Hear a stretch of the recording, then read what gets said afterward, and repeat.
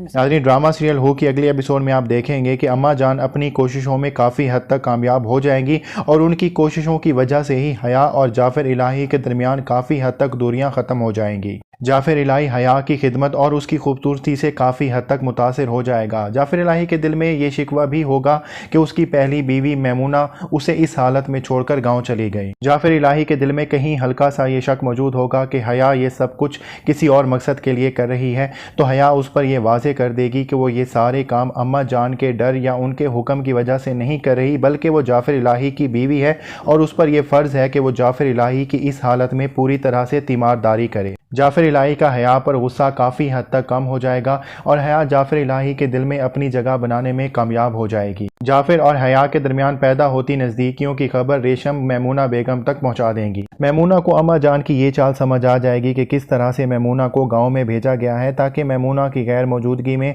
जाफ़र इलाही की ज़िंदगी में हया को वो मकाम दिलवाया जा सके जो आज तक खुद मैमूना को भी हासिल नहीं हुआ। मैमूना बेगम गांव में इस बात पर कुड़ रही होगी कि न जाने जाफ़र इलाही और हया के दरमियान क्या क्या हो रहा होगा। और नाज़रीन, अगली एपिसोड में एक नया करैक्टर भी इंट्रोड्यूस करवाया गया है। ये मैमूना का मुंह बोला भाई होगा, जिसका सारा इंटरेस्ट सिर्फ और सिर्फ इस बात पे होगा कि किस तरह से जाफ़र इलाही की दूसरी शादी करवा दी गई है और अब उसका वारिस भी आ सकता है। मैमूना के मुंह बोले भाई की नज़र जो है वो जाफ़र इलाही की दौलत पर है और वो नहीं चाहता कि जाफ़र इलाही का वारिस पैदा हो। और आगे चलकर ये बात शायद डिस्क्लोज हो भी जाए कि जाफ़र इलाही पर हमला करवाने वाला कोई और नहीं बल्कि मैमूना का ये मुंह बोला भाई था। और नाज़रीन, अगली एपिसोड में आप ये भी देखेंगे कि ज़ियान का सदफ़ से निकाह तो हो गया है, लेकिन ज़ियान सदफ़ को अपनी हकीकी बीवी तस्लीम नहीं कर रहा।